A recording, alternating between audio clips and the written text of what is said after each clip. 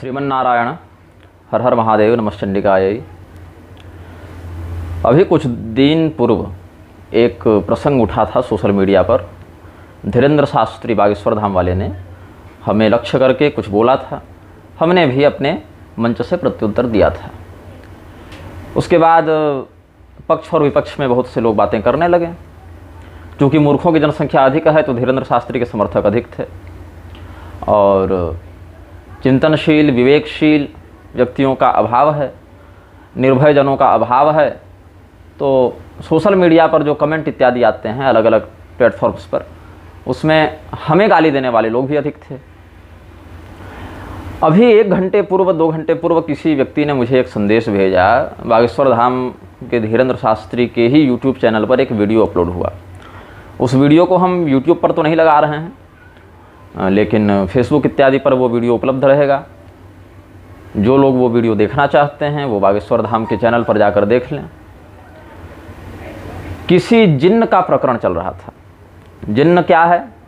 अली नाम का जिन्न था, और अली नामक जिन्न ने किसी व्यक्ति को आक्रांत किया था, और बागेश्वर धाम के धीरेन्द्र शास्त्री ने अपनी सिद्धि के प्रताप से उस जिन्न से संवाद किया, जैसा कि दावा किया गया। और उधर से अली बोला गया तो इन्होंने बजरंग बली बोला। इसको लेकर कुछ विवाद हुआ, तो आज वो मुल्लों से माफ़ी मांगते नजर आए। वो धीरेन्द्र शास्त्री जो हल्ला कर करके मुझे ललकार रहे थे कि मैं बाबर की औलादों को चुनौती देता हूँ, मैं ये कर दूंगा वो कर दूंगा, धर्म के लिए लड़ूंगा, ऐसा कर दूंगा वैसा कर दूंगा, आज क्या कह रहे हैं कि मैं हर धर्म का सम्मान करता हूँ, हर मजहब का सम्मान करता हूँ।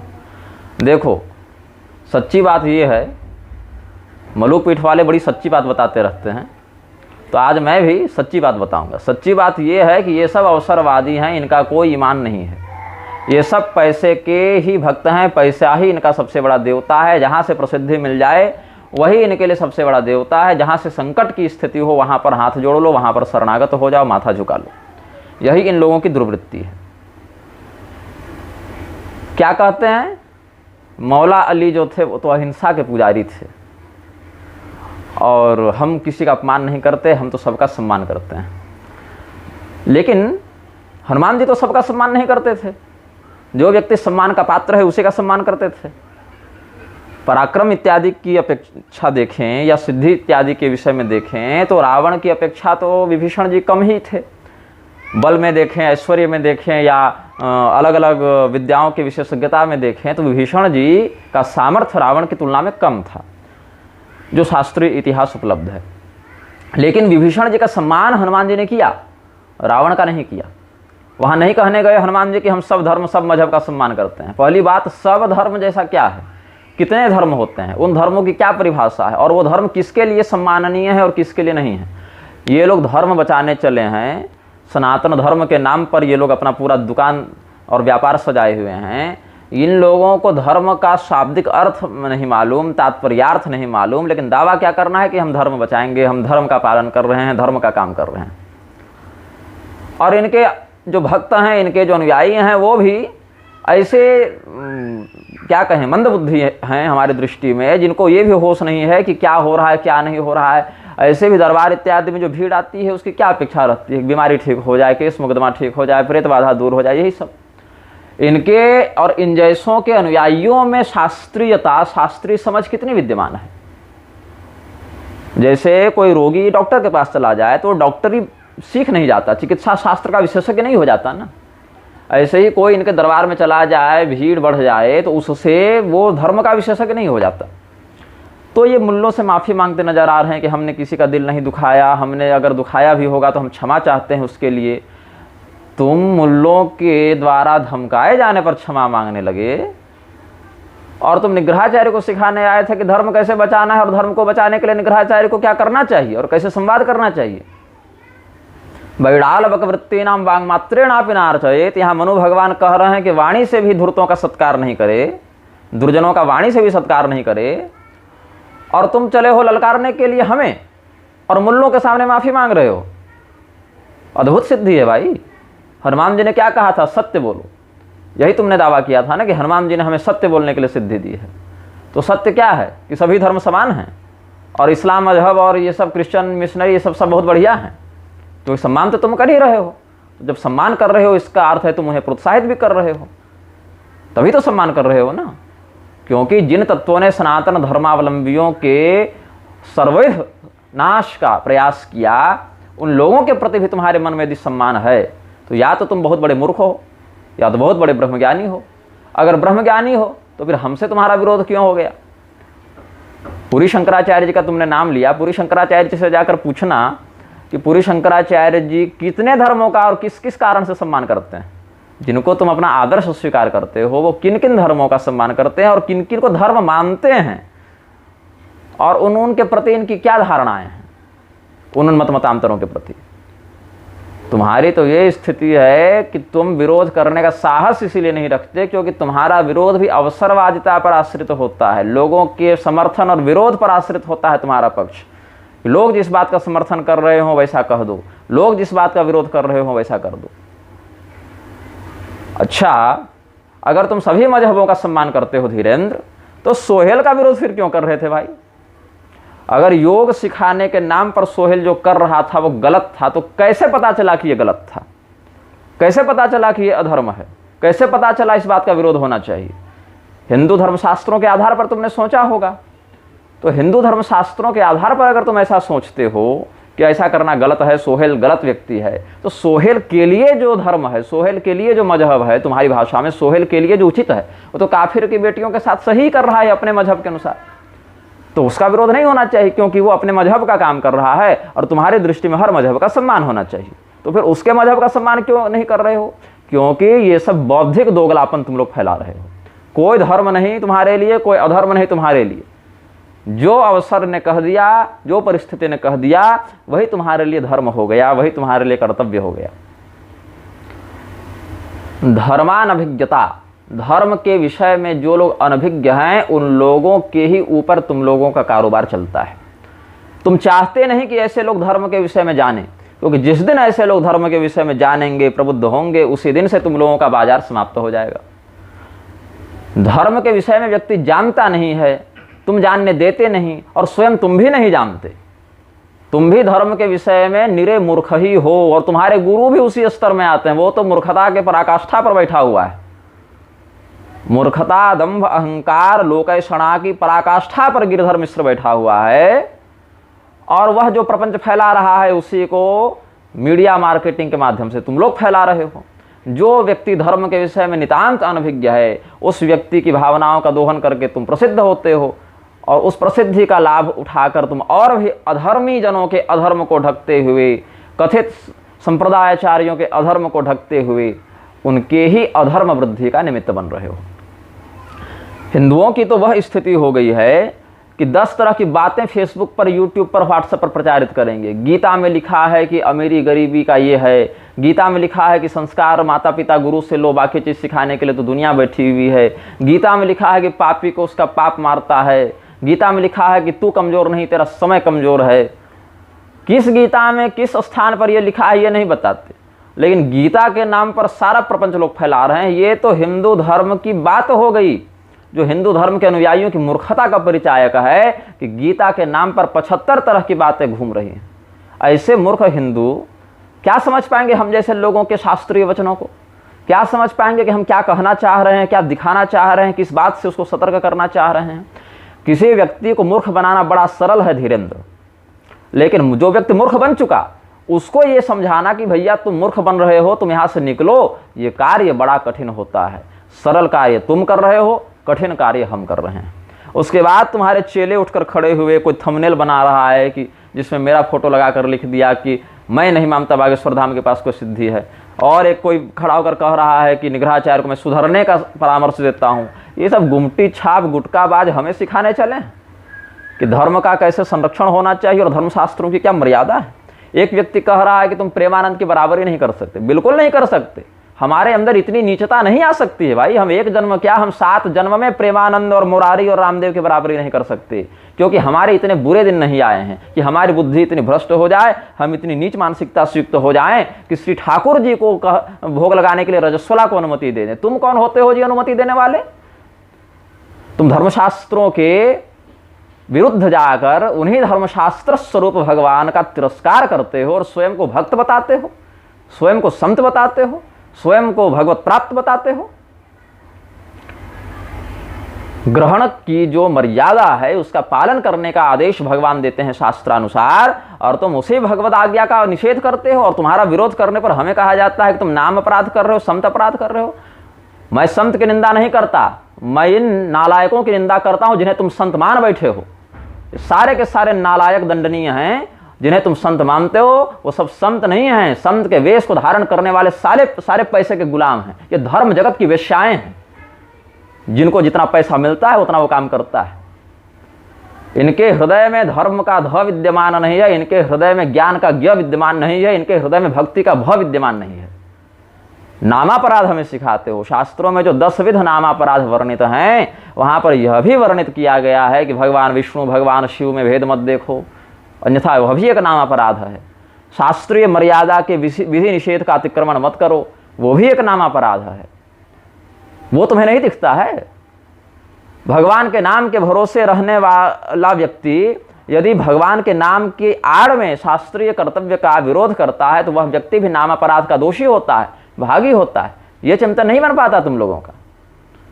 एक शब्द सीख लिया है नामापराध। यहाँ तो ऐसे ऐसे निर्लज्ज वैष्णव हैं और ऐसे ऐसे निर्लज्ज शैव हैं, भगवान विष्णु दिख जाए, शालग्राम दिख जाए या उधर नर्मदेश्वर दिख जाए तो नेत्र बंद कर लेते हैं। अरे फूट जाए तुम्हारे नेत्र, भगवान शालिग्राम को देखकर और नर्मदेश्वर को देखकर नेत्र बंद करते हो, फूट ही जाए तुम्हारी आंखें, बन जाओ तुम गिरधर मिश्रा। पिछले जन्म के गोहत्यारे ही ऐसा दुर्भाग्यपूर्ण कुकृत्य करते फिरते हैं। एक दूसरा व्यक्ति जब तुम्हारे पास आता है, जो तुम्हारे समान संप्रदाय का तिलक लगाकर घूम रहा है, कंठी पहनकर घूम रहा है, जो स्वयं को वैष्णव बता रहा है, उसका विरोध करने को तुम संत अपराध बताते हो, नामापराध बताते हो, भगवत भक्त का अपराध बताते हो। वो हड्डी चमड़ा का बना हुआ मनुष्य जो 10 कुकर्म करके आया है लेकिन तिलक तुम्हारे संप्रदाय का लगा कर रखा है, ऐसे व्यक्ति को तुम वैष्णव मानते हो और ऐसे व्यक्ति का सम्मान करते हो। लेकिन शास्त्र ने जिसको परम वैष्णव कहा, वैष्णवानाम यथा शंभु, भगवान विष्णु की भक्ति को अगर किसी ने वास्तव में समझा है, वास्तव में धारण किया है, वो भगवान शिव ही हैं। और भगवान शिव की भक्ति को अगर किसी ने वास्तविक रूप में समझा है और धारण किया है, वो भगवान विष्णु ही हैं। हम लोग, आप लोग नहीं समझ सकते भगवान विष्णु और शिव के तत्व को। एक दूसरे के तत्व को यही दोनों समझे हैं और यही दोनों धारण किए हैं और यही दोनों उपदेश किए हैं। और भगवान शिव की कृपा से ही किसी के अंदर विष्णु भक्ति आ सकती है, और भगवान विष्णु के अनुग्रह से ही किसी के अंदर शिव भक्ति आ सकती है। वैष्णवानाम यथा शंभु, ये श्रीमद् भागवत का वचन है।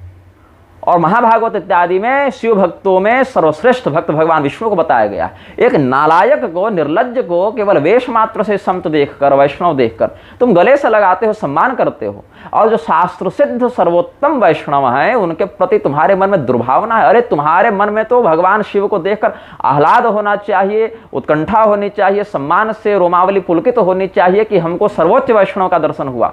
हे प्रभु, जैसी विष्णु भक्ति आपको प्राप्त है वैसा ही अनुग्रह हमें भी प्राप्त हो, ऐसी प्रार्थना करनी चाहिए तुम लोगों को।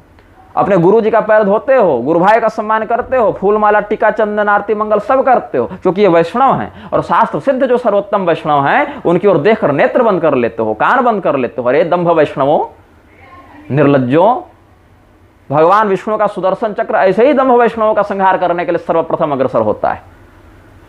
भगवान शालिग्राम का चरणोदक देखकर नागभों सिकोड़ते हैं ऐसे शैव। ऐसे शैवों का संहार करने के लिए भगवान शिव का त्रिशूल सदैव अग्रसर रहता है।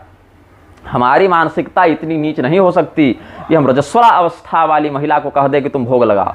हमारी मानसिकता इतनी नीच नहीं हो सकती कि हम यह कह दें कि ग्रहण काल में भी भोग लगाओ, सूतक में भी भोग लगाओ। हमारी मानसिकता इतनी नीच नहीं हो सकती कि हम व्यासपीठ पर बैठकर अली मौला करने लग जाएं और श्मशान की अग्नि से फेरा दिलवाने लगे विवाह का। यही कारण है कि हम इतने नीचे नहीं गिरने के कारण न प्रेमानंद की बराबरी कर सकते हैं, न मुरारी की बराबरी कर सकते हैं। हम उतनी दुर्बुद्धि से युक्त नहीं हो सकते, यह हमारी मजबूरी है। तो इंद्रदेवानंद जैसे लोग अपने पैर पर स्वस्तिक बनवाकर घूम रहे हैं, अपने नाम के आगे युग पुरुष और धर्म सम्राट और पता नहीं क्या क्या उपाधियां लगा रहे हैं, युग संत और ये सब 10 तरह के कुकर्म करते फिरते हैं ऐसे विलासी लोग। हड्डी चटवा कर लोगों का कैल्शियम बढ़वा रहे हैं ऐसे दुर्जन दुर्बुद्धि। श्मशान से वापस आकर स्नान करने तक को अशास्त्रीय बता रहे हैं ऐसे दंडनीय नालायक। और इन लोगों का हम विरोध करते हैं तो तुम संत निंदक समझते हो हमें। अरे हम जिनका विरोध करते हैं वो संत नहीं हैं, और अगर कदाचित उनमें संतत्व विद्यमान भी है तो जिस अंश में हमने उनका, जिस प्रकरण में, जिस प्रसंग में, जिस कारण और प्रमाण के साथ विरोध किया है उसमें उनका संतत्व खंडित होता है, बाधित होता है। ये अकाट्य सत्य है। इस सत्य को समझने लायक अगर तुम्हारी बुद्धि हो तो बात करो, और नहीं बुद्धि है तो जो करना है करो, उससे सत्य परिवर्तित नहीं होता है। कुछ लोग कह रहे हैं कि तुम यूट्यूब वीडियो के नीचे अपने अकाउंट का लिंक क्यों देते हो, पैसा कमाते हो। ये काम तो हम पिछले 3-4 महीने से प्रारंभ किए हैं। इससे पहले तो मेरे सैकड़ों वीडियो यूट्यूब फेसबुक पर कई वर्षों से आ रहे हैं जिसमें हमने कोई लिंक नहीं दिया, कोई अकाउंट की डिटेल नहीं दी, विवरण नहीं दिया। लोग फोन कर करके, मैसेज कर करके परेशान कर दिए कि हम आपको कुछ देना चाहते हैं, कुछ सेवा करना चाहते हैं, तब हमने डालना शुरू किया। वो भी लिखा कि अगर किसी को कुछ देने की इच्छा हो तो दे सकता है। जितने बड़े बड़े मठों में एनजीओ बनाकर 80 जी के तहत डोनेशन जा रहा है, जितना कालाधन मठों के माध्यम से व्हाइट हो रहा है, जितने स्थानों पर घोटालेबाजी का पैसा पचाया जा रहा है, उधर तुम्हारा ध्यान नहीं जाता। अलग अलग सेवा संस्थानों के नाम पर बड़े बड़े टीवी स्क्रीन के नीचे जो अकाउंट नंबर फ्लैश हो रहा है वहां ध्यान नहीं जाता है तुम्हारा। धर्म के विरुद्ध व्याख्यान करते हुए, शास्त्रीयता का प्रसारण करते हुए, सनातन धर्म का उपहास करते हुए ये लोग अपने अकाउंट का लिंक डालते हैं, तब तुमको नहीं दिख रहा है। हमने अपने YouTube चैनल के नीचे अकाउंट का लिंक दे दिया तो तुम्हारे गुर्दे में खुजली होने लग गई। हमने थोड़े कहा कि तुम ये रकम दो या तुम इतना ही दो, जिसको देना है देगा, नहीं देना है नहीं देगा। और जो दे भी रहा है उसका कार्य अक्षरशः धर्म सम्मत कार्य में लग रहा है, उस कार्य को अधार्मिक कृत्य में नहीं लगाया जा रहा है। कोई यह भी नहीं कह सकता है कि हमने इतना पैसा देकर ये वीडियो बनवाया है या इन्होंने इतना पैसा लेकर ये वीडियो मिटाया है। उस पैसे का मैं क्या करूंगा ये भी हम तय करेंगे। ये नहीं कि तुमने पैसा दिया तो तुम्हारे कहने पर वीडियो बना रहे हैं या तुम्हारे कहने पर वीडियो हटा रहे हैं। और जिसको जितना देना है उतना देता है, नहीं देना है नहीं देता है। इसीलिए हमने पेड सब्सक्रिप्शन भी रखा अपने चैनल पर। तो कभी ये नहीं किया कि केवल पेड सब्सक्राइबर के लिए कोई वीडियो बनाई जाए। वीडियो जो बनेगा वो सबके लिए रहेगा। तुमको अगर पेड सब्सक्रिप्शन लेना है तो पेड सब्सक्रिप्शन लो, नहीं लेना है मत लो। वो एक सुविधा है, अनिवार्यता नहीं है। कृपालु ने अली मौला किया, इस्लामी टोपी लगाई, पैगंबर और जीसस की भर भर टोकरी प्रशंसा की, हमारे पूर्वाचार्य शंकराचार्य इत्यादि को मूर्ख अनभिज्ञ कहा कि ब्रह्म तत्व को समझने में अनभिज्ञ थे। ये स्वयं को जगत गुरुत्तम लिखता था कि हम जगत गुरुओं के भी जगत गुरु हैं, और दुनिया को अकर्तव्य परायणता की ओर इसने ढकेल दिया। कितने युवक युवतियों का जीवन बर्बाद कर दिया। आज भी इसके बनाए प्रेम मंदिर में भजन से अधिक व्यभिचार हो रहा है। आज भी इसके बनाए विद्यालयों में रमजान मुबारक हो रहा है, और रमजान के समय लड़कियों को हिजाब पहना कर उत्सव मनाया जा रहा है। और उस कृपालु का विरोध करने का साहस वृंदावन में बैठे किस व्यक्ति को हुआ जी? ये जितने धर्म के ठेकेदार बने घूम रहे हैं, चाहे प्रेमानंद हो, चाहे मलुकपीठ के राजेंद्र दास हो, इनकी हिम्मत हुई कभी कि कृपालु का विरोध कर दें? थी सामर्थ्य इनमें, थी औकात इनकी बोल दें कृपालु के विरोध में कि तुम स्वयं को जगत गुरुत्तम कैसे लिख रहे हो? तुम स्वयं को इतने जगत गुरुओं के, शंकराचार्य, रामानुजाचार्य इत्यादि हमारे पूर्वाचार्यों के मस्तक पर कैसे विराजमान करने का साहस रखते हो? कभी हुई क्षमता? क्योंकि ये धर्म के लिए बोलते ही नहीं है। धर्म के लिए बोलने के लिए जो निष्ठा चाहिए, धर्म के विषय में बोलने के लिए जो निर्भयता चाहिए, वो 7 जन्म में ऐसे लोगों को प्राप्त नहीं हो सकती है। ऐसे लोग केवल देखते हैं कि सामने वाला कितना प्रभुत्वशाली है और उसका समर्थन या विरोध करके हमारा कितना लाभ और हमारी कितनी हानि है, और तब कोई बात करते हैं। उस कृपालु का विरोध करते नहीं बना इन लोगों से। और जब कुछ बोलो तो सब लोग सिखाने आ जाते हैं कृपालु भगवत प्राप्त संत है, तुम कृपालु के पैर के धूल के बराबर नहीं हो। जिसका भी नाम लेकर कह दो, रामभद्राचार्य का लेकर नाम कह दो तो रामभद्राचार्य के चेले उठकर खड़े हो जाएंगे। जबकि कृपालु ने अपने ग्रंथों में कितने पूर्वाचार्यों की निंदा की है ये कभी नहीं दिखता। रामभद्राचार्य ने अपने ग्रंथों में कितने पूर्वाचार्यों की निंदा की है ये नहीं दिखता। मंच पर बैठकर रोज बकवास करता है वो व्यक्ति। गिरधर मिश्र, जो आज कल रामभद्राचार्य के नाम से चल रहा है, गिरधर मिश्रा बैठकर कितनी बकवास करता फिरता है। 10 संतों को रोज गाली देता फिरता है, 10 धर्माधिकारियों को रोज चुनौती देता है। लेकिन बागेश्वर धाम की आंखें उस समय कहां चली जाती हैं? उस समय वो नहीं बोल सकता क्या धीरेन्द्र शास्त्री कि संत होकर संतों की निंदा मत करो, सबका सम्मान करो? है औकात धीरेन्द्र की बोलने की? गिरधर को जाकर बोल दे कि तुम कैसे शंकराचार्य को चुनौती दे रहे हो? अरे जिस शंकराचार्य के नाम से तुम हमें ललकारते हो, पूरी पीठ के निश्चलानंद सरस्वती जी, राम मंदिर प्रकरण में तुम्हारे ही भक्त और तुम्हारे ही चेले उनको 50 गालियां रोज दे रहे थे। तुम्हारी औकात नहीं थी कि कह दो कि शंकराचार्य का पक्ष राम मंदिर के प्रकरण में जो आ रहा है वो बिल्कुल धर्म सम्मत है, वो हमारे आचार्य हैं, वो जो कह रहे हैं वो सही कह रहे हैं। तब तो तुमने नहीं कहा ऐसा। तुम तो जाकर कंगना रनावत के साथ सेल्फी लेने में लगे हुए थे। कंगना रनावत आ गई तो हम कृतार्थ हो गए, धन्य हो गए। तुम्हारा गुरु मंच पर बैठकर बकवास पर बकवास किए जा रहा था, इंटरव्यू पर इंटरव्यू दिए जा रहा है कि सारा क्रेडिट हम लिए हैं। कहता है कि सारे विटनेस, सारे शंकराचार्य मुकर गए कोर्ट में गवाही देने में तो हमने दिया, हमारे इतने 200-400 प्रमाण थे, सब जज ने स्वीकार किए। कौन से 200-400 प्रमाण भाई? और अगर वो 200-400-500 प्रमाण तुमने दिए तो तुम्हारे उन प्रमाणों का उल्लेख क्यों नहीं है जजमेंट डॉक्यूमेंट्स में? जो निर्णय पत्रिका अदालत से निर्गत हुई उसमें तुम्हारे उन प्रमाणों का वर्णन क्यों नहीं है? उधर सुधीर अग्रवाल कह रहे थे कि रामभद्राचार्य के दिए प्रमाणों को कोर्ट ने रिजेक्ट किया था। तो जिसमें तुम्हारी गति नहीं उसका श्रेय लेने का जो छल करते हो, ये बौद्धिक दोगलापन तुम लोगों का है। इसी बाजारवाद के विरुद्ध हम सदैव खड़े थे और खड़े रहेंगे। रामभद्राचार्य ने दीक्षित, त्रिगुणायत इत्यादि को अधम ब्राह्मण कहा, तब हिंदुओं की एकता नहीं टूट रही थी। ये नालायक तब जाकर नहीं कह रहे थे कि आपस में क्यों लड़ रहे हो। आपस में ये हमारे आपस वाले कब से हो गए भाई? वेद मंत्रों को बदलने की बात करने वाला म्लेच्छ हमारा सगा कब से हो गया? शरणानंद ने जब भगवान कृष्ण को गधा और बेवकूफ और ये सब टोटली फेल ये सब कहा था, और जब बौद्ध दलाई लामा का चरण धुलवा दिया पुरुष सूक्त से ब्राह्मणों के द्वारा, तब ये मलुक पीठ का जो आधिपत्य रखते हैं राजेंद्र दास वो गूंगे हो गए थे कि कोमा में चले गए थे कि वो विरोध करते नहीं बना उनसे। उन्हीं के साथ फिर आगे मंच साझा करते देखे गए। और हम जब सम्मान दिए गौ सेवा के क्षेत्र में, वो भी मंच में जाकर उनको हमने निवेदन किया कि हम आपको देना चाहते हैं। वहां आपने कहा कि हाँ ठीक है। उसके बाद कभी आपने विरोध भी नहीं किया कि हमको ये नहीं चाहिए, आपसे हमारी बनेगी नहीं चाहिए।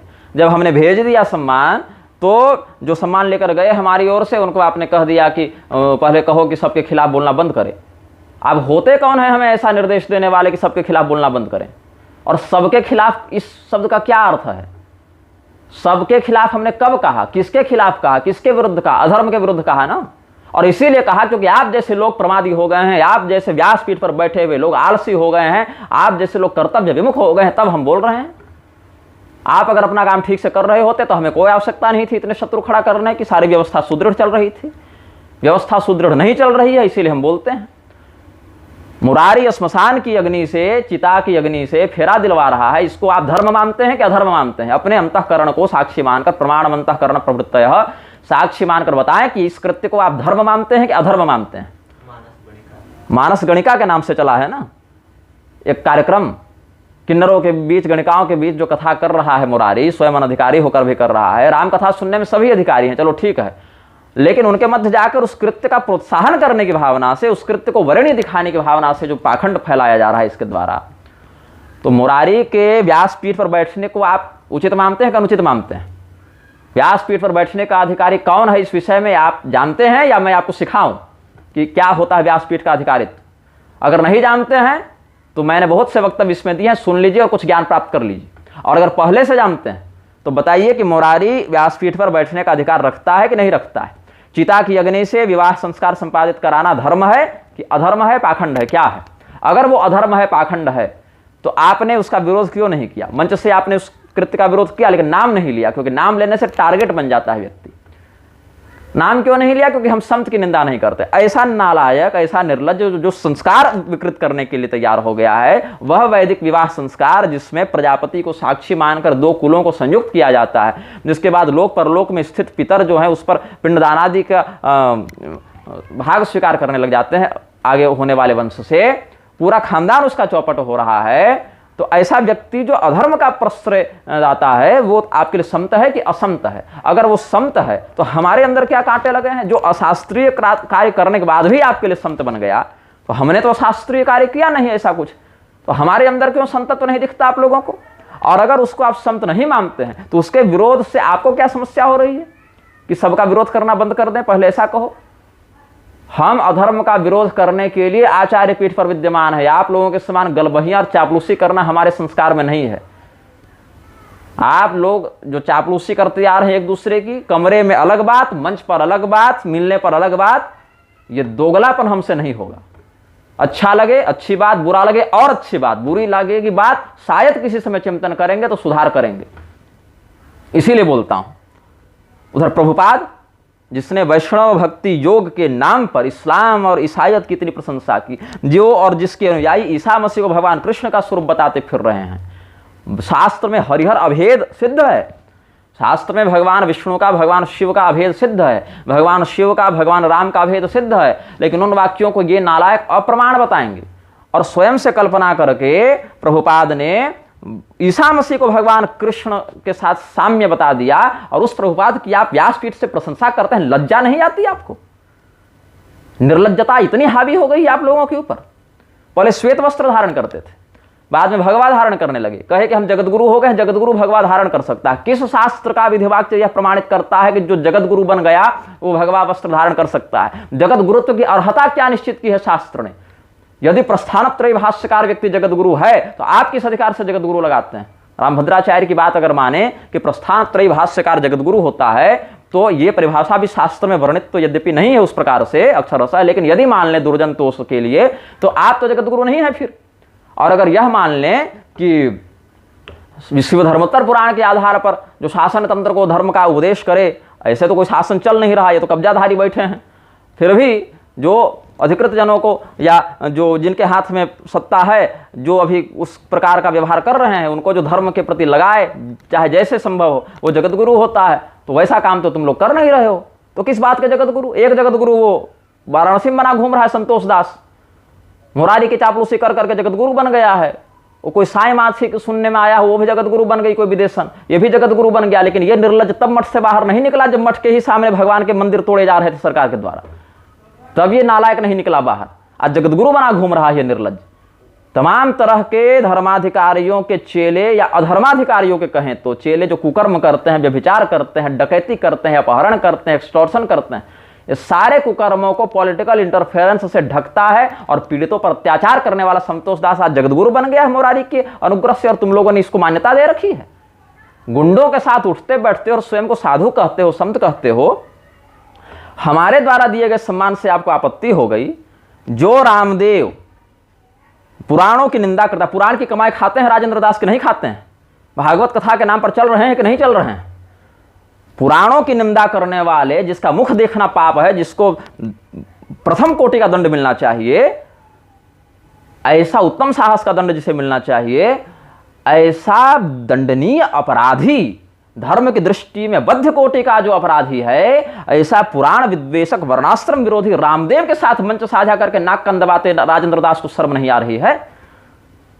भगवान ने बड़ा सुंदर अनुग्रह किया हमको। भगवान ने यह संकेत किया इस घटना के माध्यम से कि राजेंद्र दास हम जैसे धर्म के लिए समर्पित लोगों के द्वारा सम्मान पाने का अधिकारी ही नहीं है। वो तो रामदेव से ही सम्मान पाते रहे और मुरारी से ही सम्मान पाते रहे और ऐसे ही नीचों की संगति करते रहे। हम जैसे लोग इनका सम्मान कर ही नहीं सकते, हम जैसे लोगों के द्वारा इस सम्मान के पात्र ही नहीं है।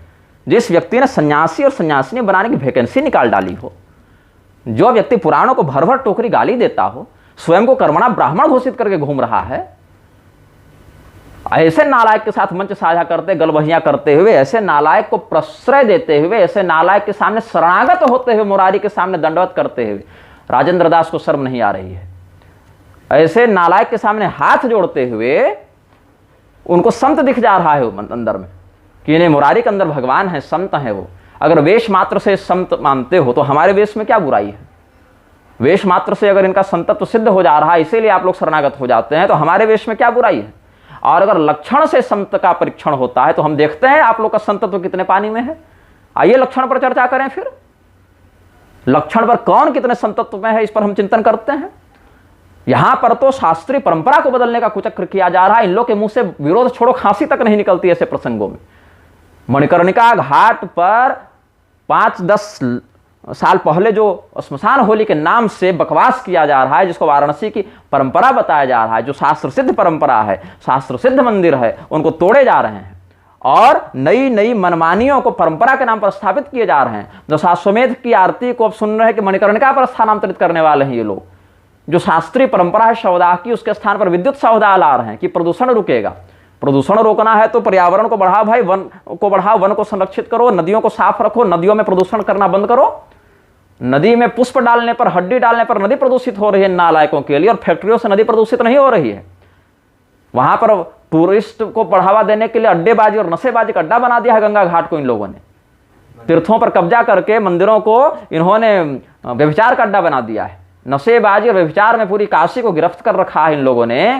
काशी को घोषित मदिरालय और वेश्यालय बना रखा है इन लोगों ने। शास्त्र सिद्ध पौराणिक तंत्रोक्त देवालयों का मर्दन कर रहे हैं ये लोग, और नाम है कि ये राम राज्य है, अमृत काल है। और तब ऐसे कथित संतों की और धर्म तत्व वरिष्ठों की और भगवत प्राप्तों की जवान नहीं हिलती है, चाहे राजेंद्र दास हो, चाहे मुरारी हो, चाहे प्रेमानंद हो, बस पैसा आ जाए, मठ में डोनेशन मिल जाए।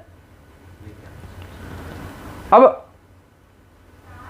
नेताओं के प्रचारक के रूप में तुम लोग संत बने थे कि तुम लोग धर्म की रक्षा करने के लिए बने थे, कि विरक्ति को धारण करने के लिए बने थे, कि भगवान की सेवा करने के लिए बने थे?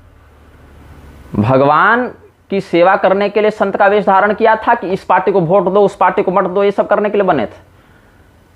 तुम्हारे कहने पर एक पार्टी को व्यक्ति ने वोट दे दिया, उस व्यक्ति ने मंदिर तोड़ दिया, उस व्यक्ति ने गौ हत्यारी कंपनियों से चंदा लिया।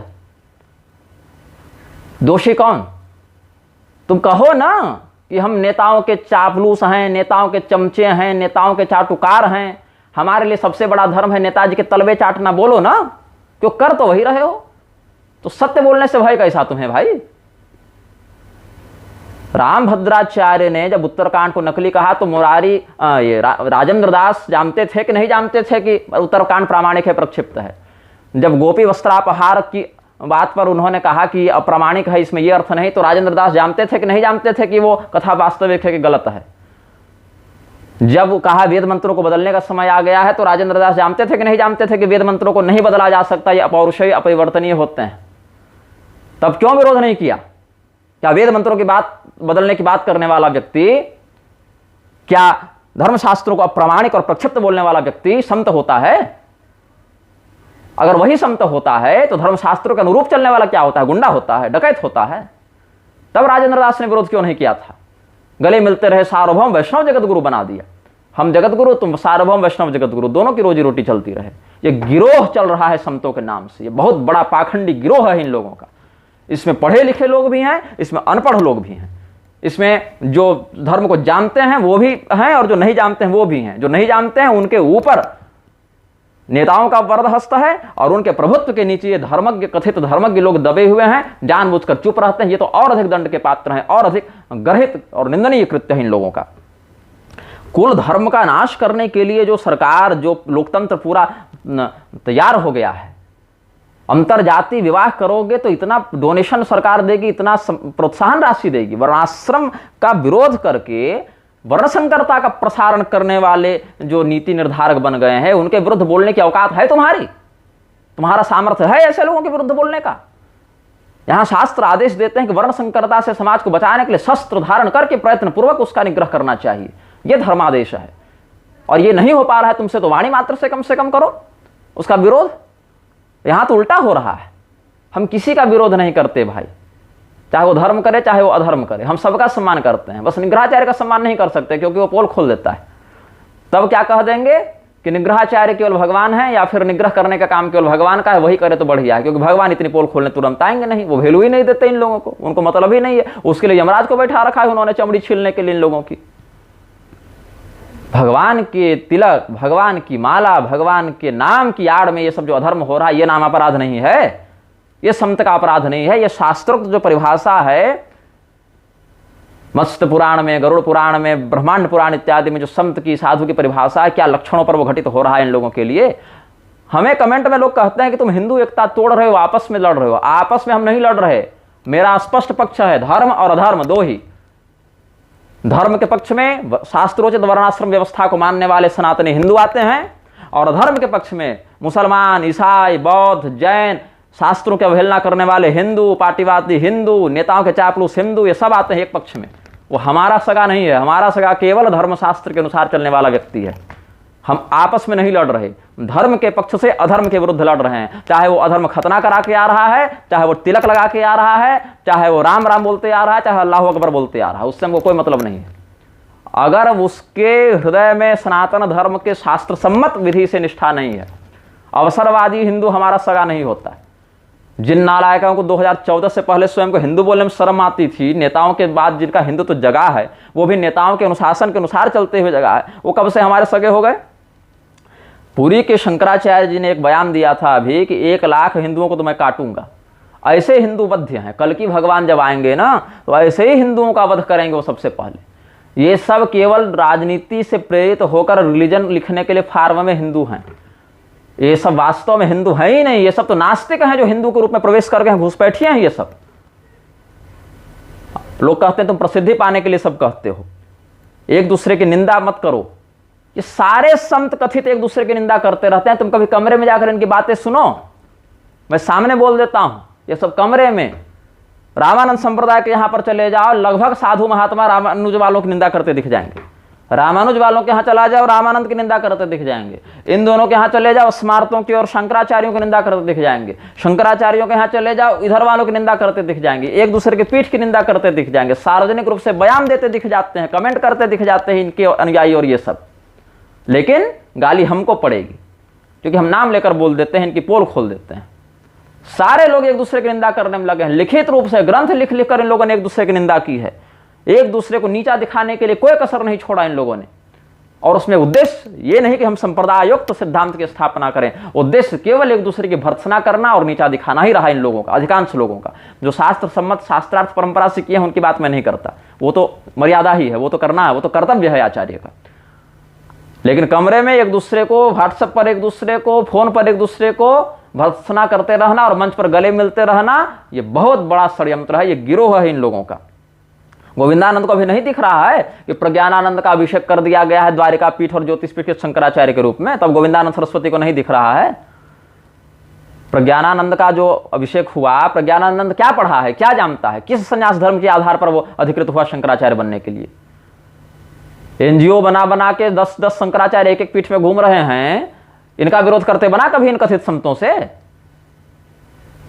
विधवा विवाह का अगर हम आज समर्थन कर दें तो हमारे इतने चेले बन जाएंगे कि मत कहो। ये सब के सब जितने गुरु हैं ना, सब हमसे मिलने के लिए तरसेंगे और हमारे मंच पर आने के लिए तरसेंगे।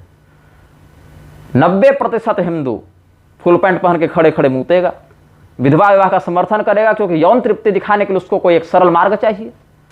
रजस्वला के हाथों भोजन का समर्थन करेगा क्योंकि संयम रहेगा नहीं जीवन में। व्यभिचार को प्रोत्साहन देगा और गाली मुसलमान को देगा और स्वयं सारा वही काम करेगा जो मुसलमान कर रहा है।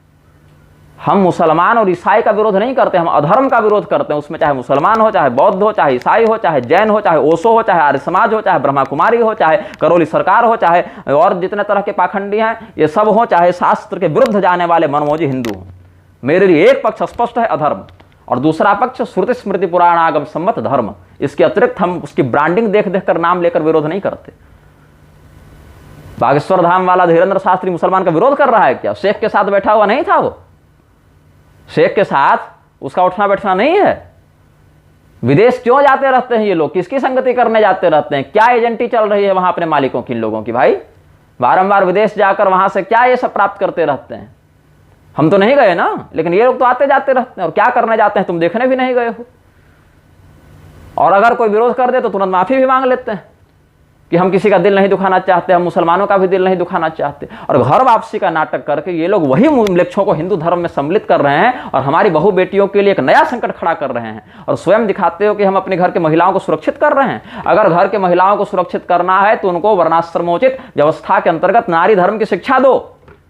वो करते नहीं बनेगा तुमसे, वो तुमसे नहीं करते बनेगा। सरकार के विरुद्ध बोलने का साहस नहीं है कि सनातन धर्म के अनुसार कन्यादान की जब यह अवस्था है तो तुम कैसे हमारा विरोध करते हो?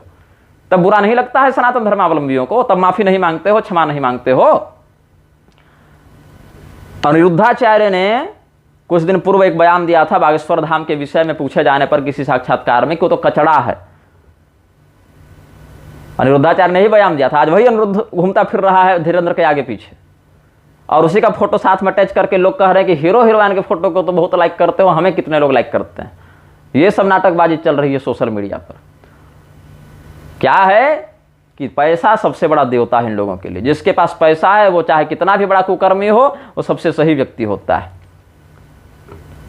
हम धीरेन्द्र शास्त्री को उत्तर देना चाहेंगे जो तुमने कहा कि अपना ज्ञान प्रसारण करो, तुम्हारे ज्ञान से किसका सदुपयोग हो रहा है। हम ज्ञान का प्रसारण ही कर रहे थे। हम किसी का विरोध नहीं कर रहे थे, क्योंकि समाज में क्या चल रहा है इसके विषय में हम अनभिज्ञ थे, जानते ही नहीं थे। तो भागवत, महापुराण, वाल्मीकि रामायण, रामचरितमानस इत्यादि दिव्य ग्रंथों में जो शास्त्रीय बातें हैं हम उनका प्रसारण कर रहे थे। लेकिन तुम्हारे जैसे नालायक और तुम्हारे गुरु जैसे नालायकों ने जो प्रपंच फैलाना प्रारंभ किया था, उत्तरकांड नकली है, और सीता त्याग प्रक्षिप्त है, शंभुक वध प्रक्षिप्त है, ये नकली वो नकली है, तो तुम्हारे चक्कर में हम क्या करें? क्या तुम्हारे जैसी मूर्खता का प्रदर्शन करते हुए इन शास्त्र सिद्ध विषयों को हम छोड़ दें, इन पर कथा नहीं करें, या फिर करें? और जब करेंगे तो जनता क्या पूछेगी कि रामभद्राचार्य तो कहते हैं ये नकली है, आप कैसे इस पर प्रवचन कर रहे हैं?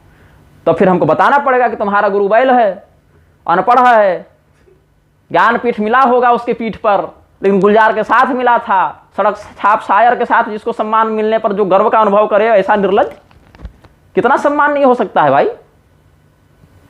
रही बात आस्था की, तो किसी का आस्था शिरडी साईं में है, किसी की आस्था अजमेर के दरगाह में, किसी की आस्था निर्मल बाबा में। हम आस्था के ठेकेदार बने घूम रहे हैं क्या कि तुम्हारी आस्था पर हम करते चले? हम धर्मशास्त्रों के प्रति आस्थावान हैं और धर्मशास्त्रों के अनुसार चलने के लिए प्रतिबद्ध हैं, चलवाने के लिए कर्तव्यबद्ध हैं, वो हम कर रहे हैं। तुम हमारे बीच में आ रहे हो, हम तुम्हारे बीच में नहीं आ रहे। हम तो मूल परंपरा पर चल रहे हैं, और उस मूल परंपरा में ये गलत, इसको बदल दो, इसको तोड़ दो, इसको जोड़ दो करने वाले तुम लोग जैसे नालायक हो। और तुमने भी तो अपने मंच से कहा था कि सीता त्याग सही है। राम जी ने राजधर्म का प्रसारण करते हुए उसके अर्थ को चरितार्थ करने के लिए, राजधर्म दिखाने के लिए सीता जी का परित्याग किया। तो तुम अपने गिरधर मिश्रा को, गुरु को जाकर नहीं समझा सके कि तुम जो कहते हो सीता त्याग प्रक्षिप्त है वो नकली बात है? सच्ची बात तो है कि सीता त्याग भगवान ने राजधर्म के निष्ठापूर्वक निर्वहन के लिए किया था। अथवा यदि तुम्हारा गुरु ही इतना बड़ा जगत गुरु बना घूम रहा है, तो तुम ही कहते कि हमारे मुख से, मंच से गलत बयान निकला, हमारे गुरु जी ने हमको बोध कराया, तो हम अपने बयान में सुधार करते हैं। ऐसा तो तुमने किया नहीं। रामानंद संप्रदाय के गिरधर मिश्र को अपना गुरु बताते हो, रामभद्राचार्य को, तो वो रामानंद संप्रदाय का तिलक क्यों नहीं लगाते तुम जी? केवल पैसा के चक्कर में रामानंद संप्रदाय का तिलक है खोपड़ी पर धीरेन्द्र के, क्यों नहीं है तुम्हारे मस्तक पर श्री तिलक भाई? यही संप्रदाय में तुम दीक्षा लिए हो। और अगर कहते हो कि हमारे गुरुजी ने पहले यही तिलक दिया था, तो फिर बार बार गुरु बदलने की क्या आवश्यकता थी? बागेश्वर धाम को प्रसिद्धि चाहिए थी, और प्रसिद्धि आती है मीडिया से, प्रसिद्धि आती है पॉलिटिकल सपोर्ट से। रामभद्राचार्य के पास पॉलिटिकल सपोर्ट था, वहां से प्रसिद्धि करा के लंदन भेजा गया, म्लेच्छों के बीच में इसका सम्मान किया गया, म्लेच्छों के द्वारा सम्मानित होकर यह व्यक्ति लौटा। और इसकी सिद्धि के चक्कर में जितने नालायक फंसे हुए थे, इसने जाकर माथा झुकाया गिरधर मिश्र के आगे, तो इसके सपोर्टर सीधे रामभद्राचार्य के भी हो गए। तो एक प्रकार से डील हो गई दोनों में। ये सच्ची बात है, हम बता रहे हैं, और लोगों को लग रहा है ये हिंदू धर्म के लिए कार्य कर रहे हैं। हमारे ज्ञान से, हमारे इस अभियान से कौन सा व्यक्ति लाभान्वित हो रहा है, कौन सा व्यक्ति लाभान्वित नहीं हो रहा है, इससे हमको मतलब नहीं है। तुमको लाभ पहुंचाने के लिए हम कर रहे हैं, ऐसा नहीं। हमारा काम यह है, ब्राह्मण के रूप में हमारा कर्तव्य यह है, इसलिए बोल देता हूं। उससे किसी का सौभाग्य होगा लाभान्वित होने का तो हो जाएगा, और किसी का भाग्य नहीं होगा लाभान्वित होने का तो नहीं होगा। बहुत से लोगों के फोन मैसेज आते रहते हैं, कमेंट में, टिप्पणियों में, फोन पर, संदेश पर, कि हम ब्राह्मण हैं लेकिन हम पतित हो गए, हमारे लिए प्रायश्चित बताइए। हम क्षत्रिय हैं लेकिन हमारे साथ ऐसा हो गया, हम वैश्य हैं, हम शूद्र हैं, हम वर्णशंकर हैं, हम चांडाल हैं, हम स्त्री हैं, हम पुरुष हैं, ये सब बताते हैं। हमारे लिए क्या कर्तव्य है, पॉलिटिक्स क्या कहती है और ये बाबा लोग क्या कहते हैं मत बताइए, शास्त्र क्या कहते हैं ये बताइए। और उनको समय जितना मिलता है उतना हम बताते हैं। कई बार समय कम रहता है तो उतना नहीं दे पाते अवसर सबों को, लेकिन जितना बन पाता है उतना बताते हैं। वो हमारे ज्ञान का वास्तविक सदुपयोग हो रहा है। तुम्हारे जैसा अवसरवादी, न वर्णाश्रम का बोध, न खान पान का बोध, न चरित्र का बोध, कुछ बोध नहीं, कोई भी कहीं कुछ भी कर ले रहा है, और उसके बाद नारा लगाना है धर्म का। यहां पतंति पितरो ह्येषां लुप्त पिंडोदक क्रिया की स्थिति आ गई है कुल धर्म के लोप से, और इसको हिंदू धर्म बयानबाजी से बचाना है। भगवान कल्कि का जब अवतार होगा, एक कोई धर्मनिष्ठ ब्राह्मण तो तब तक बचा रहेगा ना जिनके घर भगवान कल्कि आएंगे।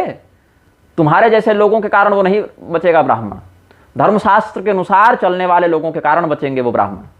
और अगर हमारे पूरे जीवन में हमारे उपदेश से एक भी ब्राह्मण, क्षत्रिय, वैश्य, शूद्र दंपति धर्मनिष्ठ बन पाया, तो तुम सबों की सिद्धियों और पूरे जीवन के ऊपर मेरी वो एक जो सकारात्मक वृत्ति होगी वो हावी रहेगी। एक भी व्यक्ति अगर हमारे माध्यम से, हमारे वीडियो को सुन के, प्रवचन को सुन के अगर धर्मनिष्ठ बन पाया, एक ब्राह्मण क्षत्रिय वैश्य शूद्र दंपति अगर धर्मनिष्ठ बन पाया, शास्त्रोक्त रूप से वो निष्ठा रखने वाला बन पाया, आचरण तो जितना बन पा रहा कर रहा, हृदय से श्रद्धावान बन पाया बिना किसी समझौते के, तो मेरा पूरा जो जीवन है वो सफल हो गया। तुम्हारा पूरा अस्तित्व उस एक व्यक्ति की धर्मनिष्ठा से नीचे रहेगा, तो उसकी एक व्यक्ति की धर्मनिष्ठा तुम्हारे पूरे अस्तित्व और पैसा और पॉलिटिक्स और पावर से अधिक हावी रहेगी। मात्र वही मेरे जीवन का साफल्य है। 75 लाख, 20 लाख, 50 लाख लोगों की भीड़ से हमको क्या मतलब है भाई? कौरवों की सेना तो पांडवों से अधिक ही थी, और महाभारत में जो दोनों पक्ष लड़ रहे थे वो दोनों हिंदू ही कहलाएंगे ना। महाभारत के दोनों पक्ष क्या कहलाएंगे? मुसलमान और हिंदू तो नहीं कहलाएंगे, सनातन धर्म के ही अंतर्गत दोनों की परिगणना होगी। फिर भी एक का पक्ष धर्म कहलाया और दूसरे का पक्ष अधर्म कहलाया। पूरी शंकराचार्य जी को जब तुम्हारे समर्थक गालियां दे रहे थे राम मंदिर प्रकरण में, तब तुम लोग समर्थन नहीं दे पाए। तब रामभद्राचार्य के चरण चाटुकारिता में तुम लोग लगे हुए थे, और हमें उपदेश देते हो कि शंकराचार्य से ये सीखो वो सीखो। शंकराचार्य जी बहुत सटीक बात बोल रहे हैं कि ऐसे हिंदू वध्य हैं, ऐसे हिंदू दंडनीय हैं, ऐसे हिंदू भारत के अस्तित्व पर कलंक हैं।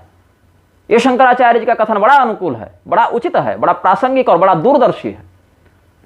और तुम्हारे गुरुजी ने जब चुनौती दी थी कि चारों शंकराचार्य हमसे 5 मिनट संस्कृत नहीं बोल सकते, तो क्यों नहीं विरोध किया था जी तुमने गिरिधर मिश्र का, कि तुम शंकराचार्यों का अपमान कैसे कर रहे हो, इस प्रकार से दंभ क्यों कर रहे हो, अपने ज्ञान से दूसरों को नीचा क्यों दिखा रहे हो? तब नहीं तुम्हारे खोपड़ी में ये बात आई, तुम्हारे चेलों की खोपड़ी में ये बात नहीं आई थी कि एक संत होकर दूसरे की निंदा कैसे कर रहे हो, कैसे अपने ज्ञान से दूसरे को नीचा दिखा रहे हो, दूसरे का खंडन करके स्वयं का मंडन नहीं करना चाहिए। ये उपदेश हमारे ऊपर तुम लागू कर रहे हो। जैनियों के नीचे बैठने वाले, ओशो का गुणगान करने वाले, उधर संदीप देव का हमने देखा कि वो कह रहे हैं कि ओशो बड़ा तगड़ा आदमी था, तार्किक था, विद्वान था, ये था वो था, और उधर पूरी शंकराचार्य का समर्थन भी कर रहे हैं। पूरी शंकराचार्य जी के गुरु स्वामी करपात्री जी ने ओशो के खंडन में जो बातें लिखी उसको पढ़ लो भाई कम से कम। ओशो जैसा दुर्बुद्धि और ओशो जैसा कुतार्किक व्यक्ति तो भारत में हुआ ही नहीं हमारी दृष्टि में, इस अभिनव पीढ़ियों में। अपनी मोहिनी वाणी से अपरिपक्व मस्तिष्क वाले लोगों को विकृत करने में बड़ा निपुण था ये, लेकिन शास्त्रीयता की दृष्टि से देखें तो ओशो से बड़ा निर्लज्ज और ओशो से बड़ा विकृति का प्रसारक अभी आधुनिक पीढ़ी में दूसरा नहीं हुआ। और स्वामी करपात्री जी ने बड़ा सुंदर खंडन किया है उस व्यक्ति का। स्वामी करपात्री जी के वचनों से हम भी सहमति रखते हैं, और पुरी के शंकराचार्य जी भी सहमति रखते हैं। पुरी के शंकराचार्य जी का नाम लेकर हमें उपदेश देने चले हो, धीरेन्द्र कृष्ण शास्त्री पुरी के शंकराचार्य जी के पास जाकर हमें ज्ञान लेने कहते हैं। स्वयं जब गए तो ज्ञान क्यों नहीं लिए जी? ओशो नालायक था, उसकी व्यासपीठ से व्याख्या कर रहे हो। इधर राजेंद्र दास प्रभुपाद की प्रशंसा कर रहे हैं व्यासपीठ से। मुरारी के पास जाकर उसके चरणों में शरणागत होकर तुम कहते हो ना कि मुसलमानों का विरोध क्यों नहीं करते निग्रहाचार्य? हम तो सभी अधर्म का एक समान विरोध करते हैं। लव जिहाद इत्यादि पर कितने वीडियो हमारे आ चुके हैं, कितना लेख आ चुका है हमारे ऊपर। तुम्हारे जैसा नहीं ना कि कोई व्यक्ति मुसलमान है तो उसका विरोध कर दो, और अगर वही व्यक्ति कह दे कि आज से हम हिंदू बन गए तो फिर उससे अपनी बहू बेटी ब्याह दो कि घर वापसी कर ली इसने। ये वर्ण संकरता का प्रसारक है। और उधर कुछ और नालायक लोग अभी क्या किए हैं, देवल स्मृति का बहाना लेकर आए हैं कि देवल स्मृति में घर वापसी की शास्त्रीय पद्धति है, और उसके नाम पर मुसलमानों की घर वापसी करा रहे हैं। मुसलमान हो, ईसाई हो, बौद्ध हो, जैन हो, किसी की घर वापसी नहीं हो सकती। देवल स्मृति का इतना ही कहना है मात्र। जो लोग देवल स्मृति के नाम पर बकवास कर रहे हैं वो भी याद रखें कि देवल स्मृति का मात्र इतना ही कहना है कि अगर किसी व्यक्ति को बलपूर्वक उठाकर ले गया हो, कोई व्यक्ति स्त्री पुरुष को म्लेच्छ उठाकर ले गए हो, बलपूर्वक उसके साथ बलात्कार हो गया हो, गौमांस खिला दिया हो, या धर्म परिवर्तन का प्रयास किया गया हो, और उस व्यक्ति में धर्मनिष्ठा बची हो, तो अपने ही जीवन के अंतर्गत अधिकतम 20 वर्षों के अंतर्गत वो आए, और ब्राह्मण हो, क्षत्रिय हो, वैश्य हो, शूद्र हो और स्त्री हो तो इस व्यवस्था के अंतर्गत प्रायश्चित करे। गर्भवती स्त्री हो गई हो मृक्षों के द्वारा बलात्कार किए जाने पर तो उसकी शुद्धि ऐसे होती है, और उससे उत्पन्न होने वाली संतान सनातनी नहीं कहलाती है, वो भी मृक्ष ही कहलाती है। ये नहीं कि 4 पीढ़ी पहले हम हिंदू थे तो आज हम हिंदू बन गए, जनेऊ टांग के ब्राह्मण और क्षत्रिय बन गए, ऐसा नहीं होता है। वो व्यक्ति जो स्वयं अपहृत हुआ हो वो वापस आ सकता है, वो भी अधिकतम 20 वर्षों तक। ये नहीं कि 4 पीढ़ी के बाद आएगा। ये देवल स्मृति का मत है, और शास्त्रीय विधान को जाने बिना बकवास करते रहते हैं ये लोग। वर्ण संकरता, कुल धर्म का नाश कितना जघन्य है। गौतम मुनि का वचन है, व्यभिचारात् कुलम नश्येत कुलनाशात् कुलांगना नश्यन्ति भ्रश्यन्ति शंकरस्तेन शंकरो नरकाय वै, वर्ण संकरता नरक के लिए है।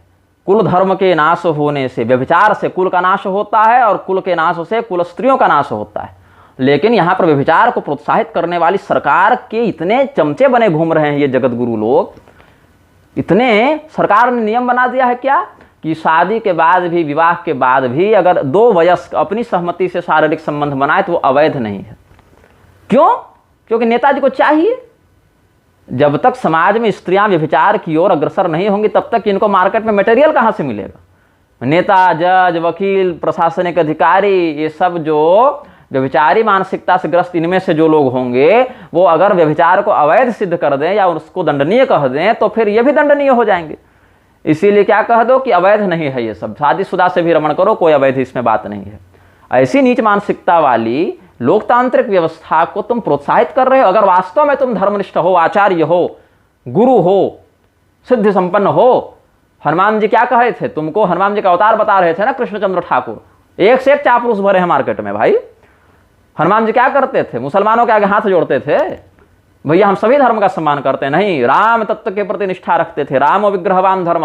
और भगवान श्री रामचंद्र जी चारों वर्णों की व्यवस्था को शास्त्र अनुकूल रखते थे। चातुर्वर्ण्यम च लोकेस्मिन् स्वे स्वे धर्मे नियोक्ष्यति। और वैसे विग्रहवान धर्म स्वरूप श्री रामचंद्र जी के प्रति निष्ठा रखते थे हनुमान जी। तुम जैसे व्यक्ति तो हनुमान जी के भक्तों में कलंक हो भाई। जैसे भस्मासुर शिव भक्तों में कलंक था, वैसे ही हनुमत भक्तों में तुम्हारा जैसा व्यक्ति कलंक है। कि इस व्यक्ति का किससे अवैध संबंध है ये तुम क्यों बता रहे हो? क्योंकि तुम्हारे गुरु गिरधर मिश्र तो मोदी के बड़े मित्र हैं और सरकार कहती है कि दो वयस्क शादीशुदा व्यक्तियों का आपस में संबंध बनाना अवैध नहीं है। तो जो अवैध नहीं है तुम्हारे गुरु के मित्र की दृष्टि में, और तुम्हारा गुरु जिसको वोट देने कहता है, जिसका प्रोत्साहन करने कहता है,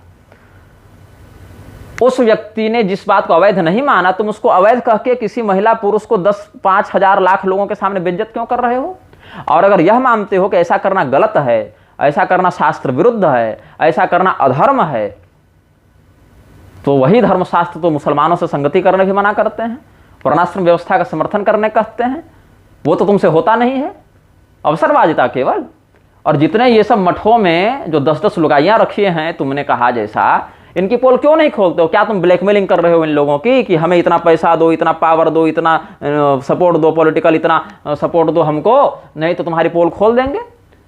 जिस नेता का आतंकवादी से उठना बैठना है, जिस गुरु के चेले का व्यभिचार में मन लगा हुआ है, उसकी पोल खोलो ना कि ये व्यक्ति अधार्मिक है, ये व्यक्ति गलत है, ये व्यक्ति धोखेबाज है, समाज इससे बचे, समाज इसके चक्कर में न पड़े, इसने ये कुकर्म किया है देखो, ताकि समाज के हजारों लाखों लोग उसमें भटकने से बचें। तब समाज का कल्याण होगा, तब तुम्हारी सिद्धि का सदुपयोग होगा, तब न समझें हम। वो तो करना नहीं है तुम्हें, वो तो तुमसे होगा नहीं। लेकिन हमारे ऊपर सबकी नजर बहुत जल्दी आ जाती है। कथावाचकों का एक गिरोह है। अभी विधवा विवाह का विरोध कर दो तो 90% हिंदू हमारा विरोध करने आ जाएंगे। रजस्वला का विरोध कर दो तो 100 में से 90% हिंदू हमारा विरोध करने आ जाएंगे। इन नालायकों को सारा कुकर्म करना है हिंदू धर्म के नाम पर। अरे मैं छोड़ो, ये कहता हूं, गाय अगर खा के आ रहे हो तुम ना, तब भी अगर तुम गोमांस भक्षण का विरोध करोगे तो ये हिंदू तुम्हारा विरोध करने आ जाएंगे। कह देंगे कि गोमांस खाना तो लाइफ स्टाइल का परिचायक है, इसका धर्म से क्या संबंध। ये सब सुविधा भोगी हिंदू हैं। जहां जहां इनकी सुविधा है वहां वहां ही केवल ये हिंदू बचे रहेंगे। कंगना रनौत ने लिखा कि मैं गोमांस खाती हूं, गोमांस खाना मेरा निजी विषय है, गोमांस खाने में कोई बुराई नहीं है। मुसलमान जब गाय खाकर आ रहा है तो तुम गाली दे रहे हो, और कंगना रनौत जो है जब गाय खा के आ रही है तो तुम उसको गले लगा रहे हो, सेल्फी ले रहे हो, उसको हवन करने बैठा दे रहे हो।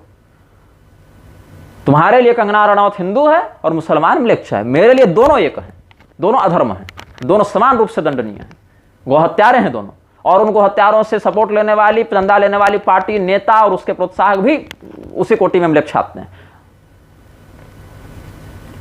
हमारे धर्म को मजाक बनाकर जिन लोगों ने टुकड़े टुकड़े करके बेच दिया, राधे माँ को महामंडलेश्वर बना दिया, प्यारी कुरान, प्यारी बाइबल इत्यादि कह के वेदों के साथ उनकी तुलना करने वाले अवधेशानंद का हम विरोध करें तो तुम्हें वो संत की निंदा दिखती है। अगर संत ऐसे ही होते हैं तो कालनेमी की क्या परिभाषा है।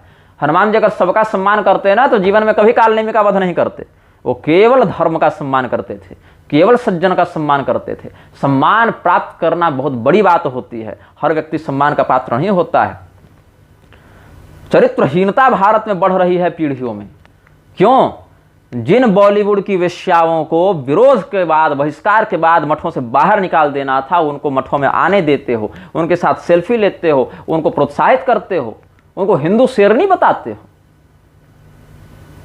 जिस अवस्था में जवान बेटा अपनी मां के पास नहीं जाता, वैसी अवस्था में ये जवान लड़कियां नाचते फिर रही हैं टीवी पर और रोड पर, और इनकी निर्लज्जता को मीडिया कैसे दिखाता है? बोल्ड फोटो रिलीज हुए, बोल्डनेस, ये निर्लज्जता, वेश्यावृत्ति अगर लिख दे कि इस अभिनेत्री ने वेश्यावृत्ति की, तो भी कोई गलत नहीं। आज के पीढ़ी की लड़कियां क्या देखती हैं कि इसको सम्मान मिल रहा है समाज से, क्या देखते हैं कि हमें भी ऐसा ही होना चाहिए, हमें भी ऐसे ही वस्त्र पहनने चाहिए, हमें भी ऐसी ही अश्लीलता का प्रसारण करना चाहिए। ये आज की बच्चियां सीखती हैं। और जिस अवस्था में कन्यादान हो जाना चाहिए, जिस अवस्था में विवाह हो जाना चाहिए, उस अवस्था में करोगे तो पुलिस प्रशासन आ जाएगी। तू होता कौन है हमारे शास्त्रीय कन्यादान के विवाह में, संस्कार में टांग अड़ाने वाला? और जब यौन भावना उत्तेजित होगी तब क्या होगा? ये बॉयफ्रेंड और गर्लफ्रेंड बनाते घूमेंगे, तब सरकार कुछ नहीं करेगी इसमें। और अगर जेल में भी डालेगी, पोक्सो इत्यादि लगाकर केवल लड़के को डालेगी, लड़की के लिए वहां भी दोष नहीं है। लड़की ब्लैकमेल करते फिर रही लड़कों को, वहां वो कानून नहीं बदलेगा। उसके बाद अगर लड़की गर्भवती हो गई तो गर्भपात कराने की छूट है उसको, डॉक्टर वेरीफाई भी नहीं कर सकता, पूछताछ नहीं कर सकता। भ्रूण हत्यारा बना रहा है समाज को ये तंत्र, ये लोकतंत्र भ्रूण हत्यारा बना रहा है, वेश्यालय बना रहा है पूरे समाज को। और ऐसे लोकतंत्र का समर्थन करते हुए इन नालायकों को, निर्लज्जों को शर्म नहीं आती है? अरे गंगा जी में, यमुना जी में जल समाप्त हो गया तो इन्हीं नेताओं का मूत्र ले लो, चुल्लू भरो और डूब के मर जाओ उसी में। तुम्हारे लिए तो गंगा जल और यमुना जल भी नसीब नहीं होगा तुम्हें। नेताओं के मूत्र में डूबकर मर जाओ तुम लोग, शायद तब 400 पार आ जाए, तब गोहत्या रुक जाए। विवाह से पहले संबंध बनाना अवैध नहीं है, विवाह के बाद किसी और से संबंध बनाना अवैध नहीं है, अंतरजातीय संबंध अवैध नहीं है, समलैंगिक संबंध अवैध नहीं है, भ्रूण हत्या अवैध नहीं है, तो केवल उचित अवस्था में कन्यादान करना अवैध है तुम लोगों के लिए। वेश्यावृत्ति में लिप्त लोगों को जब जज बनाया जाता है, प्रधानमंत्री बनाया जाता है, नेता बनाया जाता है, मुख्यमंत्री बनाया जाता है, राज्यपाल बनाया जाता है, एसपी डीएसपी डीआईजी बनाया जाता है, तो क्या चाहते हो? राम राज्य लेकर आएंगे? राम राज्य लेकर आएंगे ऐसे लोग? ये लोकतंत्र की व्यवस्था भारत को और भारतीय समाज के लिए कोढ़ है। अगर वास्तव में तुम आचार्य हो तो शास्त्र सम्मत विशुद्ध वर्णाश्रम समर्थक राजतंत्र की स्थापना में ध्यान देते। और जितने लोग कर्मणा वर्ण व्यवस्था के समर्थक हैं, सब ब्राह्मणे बनाने पर क्यों तुले हैं भाई? जब भगवान ने 4 वर्ण बनाए तुम्हारे कथन के अनुसार और चारों वर्ण कर्म पर आश्रित थे तुम्हारे अनुसार, तो फिर शूद्र कौन बनाएगा? कर्मणा शूद्र क्यों नहीं तुम बनाते हो किसी को?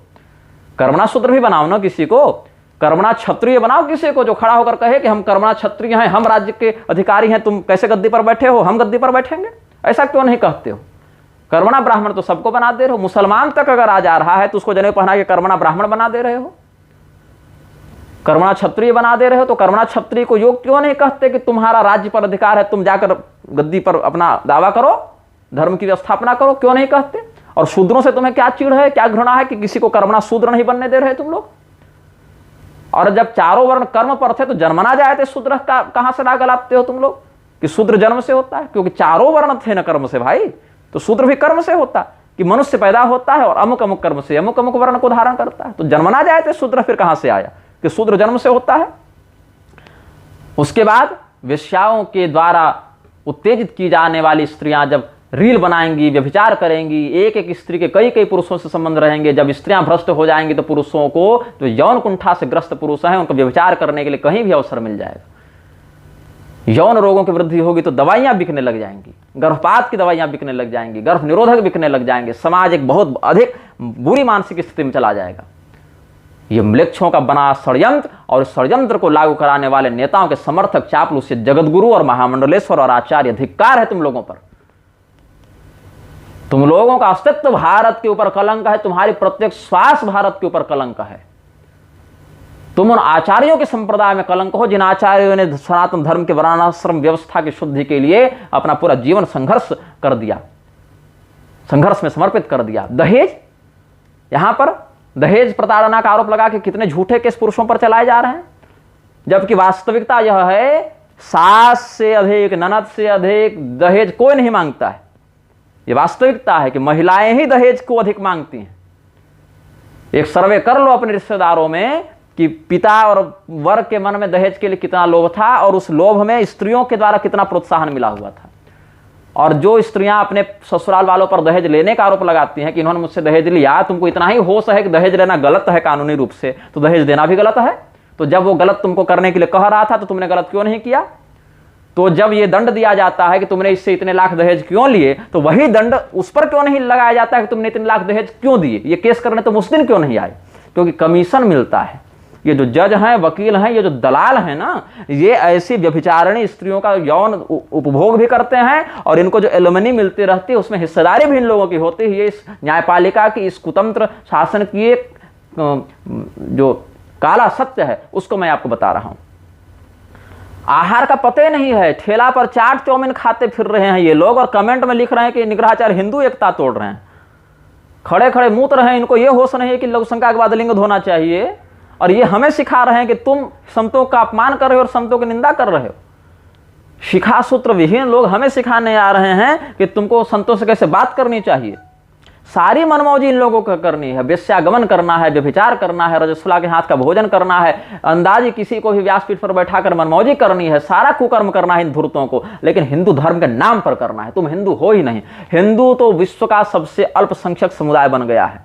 भारत में 1 लाख भी ऐसे धर्मनिष्ठ हिंदू नहीं मिलेंगे। ये भीड़ केवल इन लोगों की है जो कल की भगवान के द्वारा प्रथम कोटि के वध्य हैं।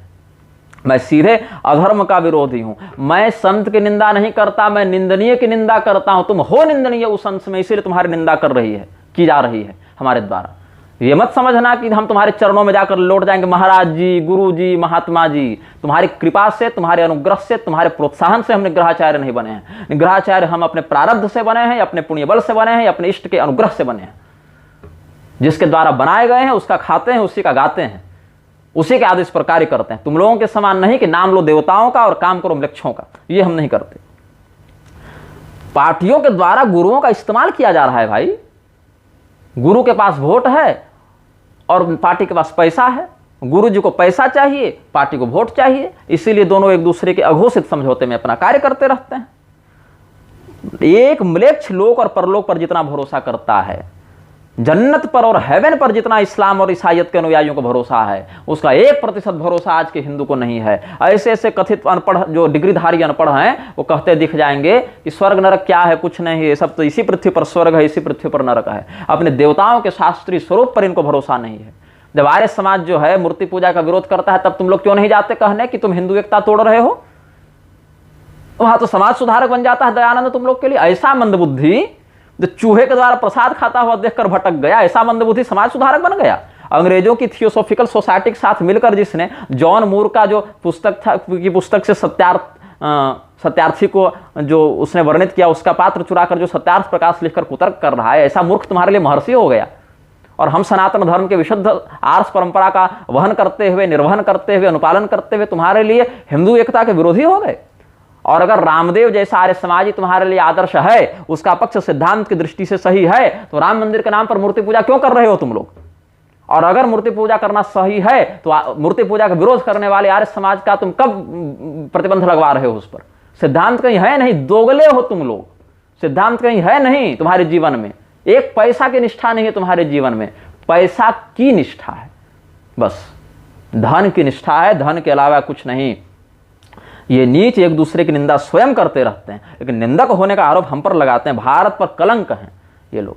शालग्राम बिक रहे हैं, नर्मदेश्वर बिक रहे हैं, रुद्राक्ष 1-1 लाख 2-2 लाख में 1-1 पीस बेच रहा है प्रदीप मिश्रा। उस बाजार के खिलाफ नहीं बोल सकते कि ऐसा व्यापार शास्त्र विरुद्ध है?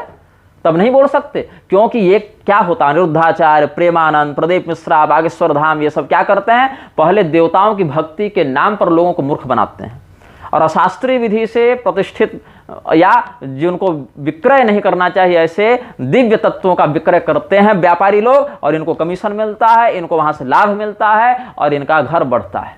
ये बात है इन लोगों के साथ। इसीलिए अशास्त्रीयता का व्यापार करते हुए भी ये निर्लज्ज धर्मशास्त्र के अनुसार कार्य नहीं करते हैं।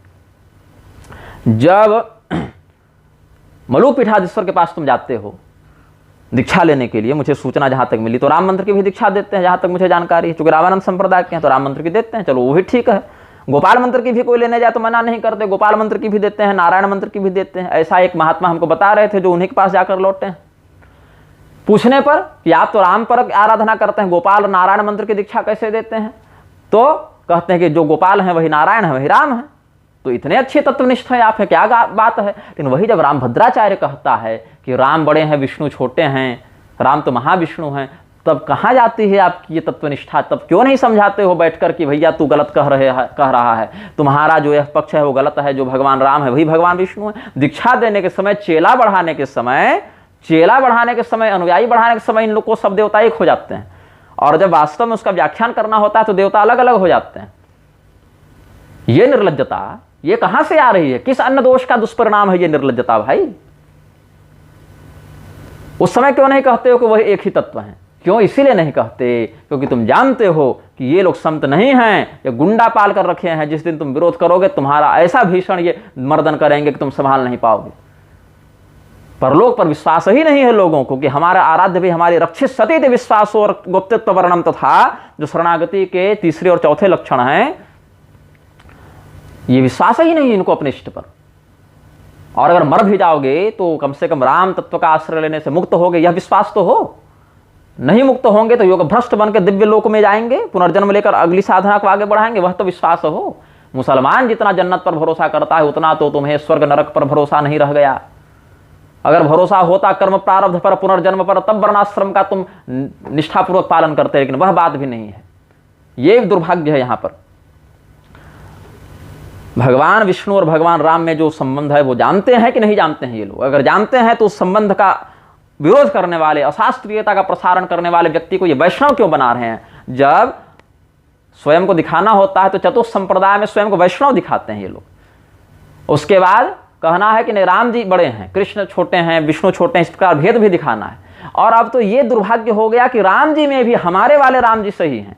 हमने मान लिया कि राम जी सीता त्याग नहीं किए, राम जी शंभुक वध नहीं किए, जो शंभुक वध किए, जो सीता त्याग किए, वो राम जी दूसरे थे। अब ये नीचता बढ़ गई है। और वो राम जी जैन थे, भगवदाचार्य लिख गया है ना कि सीता त्याग करने वाले राम जी जैन थे, वो तो भगवान ही नहीं थे।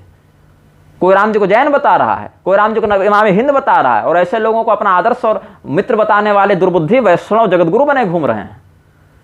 संसार की सबसे घृणित गाली हो गई अब जगतगुरु। कोई भी कुत्ता बिल्ली गधा घोड़ा अपने नाम के आगे जगतगुरु लगा के घूम रहा है। ये औकात है तुम लोगों की। कल्पांते भगवान आज तो एक जगतगुरु पर निष्ठा रखनी नहीं है। निग्रह करने के लिए भगवान आएंगे और जगतगुरु बनने के लिए तुम और तुम्हारे चेले घूमते फिरेंगे। जगतगुरु बन गए तो सफेद से भगवा आ गए, और चेला जो जगतगुरु नहीं बना है वो भी भगवा लगाए घूम रहा है। अरे तुम लोग दलाल हो, वेश्या हो, जगतगुरु बनाने वाली वेश्याएं हो तुम लोग। और हमारा मस्तक भी उन वेश्याओं के सामने नहीं झुकता। हमारी शब्दावली यही रहती है, क्योंकि इसी शब्दावली के तुम लोग योग्य हो। नामापराध सिखाने चले हैं। भगवान महादेव जो परम वैष्णव है उनके प्रति देखकर इनको घृणा होती है आजकल के दंभ वैष्णवों को। ये सब हमें धर्मशास्त्र का उपदेश देने आए हैं। भगवान महादेव का तिरस्कार करके दक्ष प्रजापति यज्ञ कर रहे थे, महाभागवत में प्रमाण है। दधीची जी ने समझाया तो दक्ष प्रजापति ने कहा कि भगवान विष्णु हमारी रक्षा करने के लिए शिव जी से युद्ध करेंगे। तो दधीची जी हंसते हुए कहते हैं कि भगवान विष्णु अव्यय परमात्मा है, तुम्हारे जैसे मूर्ख नहीं है कि तुम्हारे चक्कर में शिव जी से युद्ध करने जाएंगे। और कितनी बढ़िया तुम्हारी रक्षा करेंगे सो हम देखेंगे ना। तो दक्ष का हाल सभी जानते हैं। भगवान विष्णु की निंदा करने के कारण शिव भक्त, जो शिव भक्त था, वह सुदक्षिण भी बच नहीं सका। शिव जी की ही कृपा से उसको मिली थी ना शक्ति, अभिचारिक शक्ति। लेकिन भगवान विष्णु से द्रोह करने के कारण उसका भी रक्षण भगवान शिव ने नहीं किया। और भगवान शिव की निंदा करने के कारण विष्णु भक्त दक्ष भी बच नहीं गए। ये शास्त्रीय इतिहास रहा है। देवताओं की निंदा करने वाले, पूर्वाचार्यों की निंदा करने वाले तुम लोग हिंदू एकता बढ़ा रहे हो। और हम धर्मशास्त्रों के अनुसार चलकर तुम्हें सतर्क करें, तुम्हारे अधर्म के विरुद्ध समाज को सद्बुद्धि प्रदान करने का उपक्रम करें, तो हम संत निंदक हो गए। हमें सबके खिलाफ बोलना बंद कर देना चाहिए। ये तुम कहने आ जाते हो हमें। राम मंदिर के प्रकरण में जितने लोग वहां गए थे प्लास्टिक की कुर्सी पर बैठने के लिए, नेताजी की चापलूसी करने के लिए, ये सब पार्टी के प्रचारक हैं, गुलाम हैं। ये सब कोई संत नहीं है। मेरे हृदय में किसी व्यक्ति को संत के रूप में स्वीकार करने का भाव दृढ़ नहीं हो पाता ऐसे लक्षणों को देखकर। कौन सी पार्टी को कितना वोट मिल जाए, अपना मठ तुम लोग अपने नेताओं को फोन करके नहीं छुड़ा पा रहे हो। तुम्हारा नेता तुम्हारे मठ के कागजात क्लियर करके नहीं दे रहा है। तुम्हारी वो औकात है उसकी नजर में। तुम हमें सिखाने चले हो कि धर्म की रक्षा हमें कैसे करनी है। क्या करनी है। यहाँ तो यह हाल हो गया है कि गुरुओं का मर्डर कर करके महंत बन जा रहे हैं लोग। ये राजू दास और अनमोल और ये सब हमको सिखाने चले, ये गुंडे, ये अनपढ़ हमें सिखाएंगे कि धर्म की कैसे रक्षा की जाती है और शास्त्रानुकूल कैसे व्यवहार किया जाता है। हमारा जो व्यवहार मंच पर है, वही कमरे पर है, वही एकांत में है, वही पीठ पीछे, वही वीडियो पर है, वही सब जगह है। तुम लोगों जैसा दोगलई हम नहीं करते चलते कि पीठ पीछे सबको गाली दे दो कि अरे वो तो भ्रष्ट है, वो तो अशास्त्रीय बात कहता है, फिर उसी के पास जाकर गले मिल लो, उसी को हाथ जोड़ लो और उसी को ये करो। जो बोलना है उसका नाम लेकर हम बोलते हैं, उसके अधर्म के विरुद्ध लोगों को सतर्क करते हैं और वीडियो बनाकर इसीलिए बोलते हैं क्योंकि सामने हम जाकर नहीं बोलते। क्यों नहीं बोलते? क्योंकि तुमने हमारे सामने वो बातें कही नहीं। अगर तुम हमसे मिले होते, हमारे सामने वो बातें कही होती, तो हम सामने तुम्हारा विरोध करते, तुम्हें बताते कि शास्त्र क्या कहते हैं। लेकिन तुमने मंच पर कहा या तुमने ऐसे माध्यम से कहा जो लाख 10 लाख लोगों तक बात पहुंची। तो अगर हम तुमसे मिल लें, जो लोग हमें कहते हैं कि तुम मिलकर बात करो, वो हमसे मिलकर बात क्यों नहीं करते? वो सोशल मीडिया से हमें क्यों समझाते हैं? वह भी हमसे आकर मिलकर बात करते हैं ना। इन लोगों से मिलना भी कठिन है। एक एक व्यक्ति से मिलने के लिए एक एक महीना परिश्रम करना पड़ेगा। उतना समय और उतना पैसा हमारे पास नहीं है कि सबसे जाकर मिलते रहें और मिल भी लें, बात कर भी लें तो ये मानेंगे नहीं। और अगर ये मान भी जाए तो अपना बयान बदलेंगे नहीं कि हमसे गलती हो गई पिछले बार, हम अब शास्त्रीयता के अनुसार इस बात को स्वीकार करके ये सुधार कर रहे हैं। ये औदार्य इन लोगों में नहीं है। और जो 10 लाख लोग भ्रमित हुए तुम्हारे दुर्बुद्धि के चक्कर में, उन लोगों का शोधन भी नहीं हो पाएगा। इसीलिए हम बोलते हैं इस बात को कि जिस माध्यम से तुम विकृति फैला रहे हो उसी माध्यम से हम शोधन करेंगे। ये बात है। जिस समय भगवान के मन से, भगवान के प्रति जो निष्ठा है वो विखंडित हो गई, उसी समय से इन लोगों ने नेताओं की शरणागति प्रारंभ कर दी। नेताओं से बड़ा देवता इन लोगों के लिए कोई नहीं। चाहे जिसको जगत गुरु बना दो, चाहे जिसको महामंडलेश्वर बना दो, चाहे जो कर दो। यहाँ तो पंडित राज जगन्नाथ जैसे महाविद्वान भी जब वर्णाश्रम का अतिक्रमण करके वैवाहिक संबंध स्थापित करने लगे, उस समय के विद्वानों ने भी उस अशास्त्रीयता का विरोध किया। अप्पय दीक्षित, भट्टोजी दीक्षित इत्यादि का नाम इसमें प्रसिद्ध है कि पंडित राज जगन्नाथ का उन्होंने विरोध किया कि आप कैसे कर लिए ऐसा कुकृत्य। आप होंगे विद्वान, पढ़े लिखे होंगे तरह तरह के शास्त्रों के विशेषज्ञ, लेकिन ये आचरण शोभनीय नहीं है। वो उनका भक्ति भाव था कि गंगा जी ने उनको स्थान दे दिया, लेकिन उनके उस चरित्र को अनुकरणीय नहीं माना गया।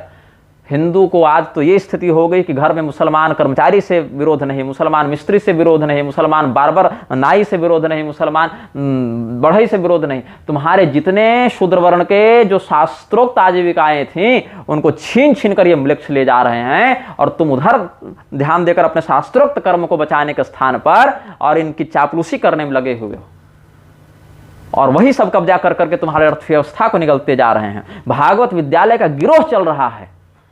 7 दिन आ जाओ, 10 दिन आ जाओ, 20 दिन आ जाओ और भागवत कथा के मर्मज्ञ बन जाओ।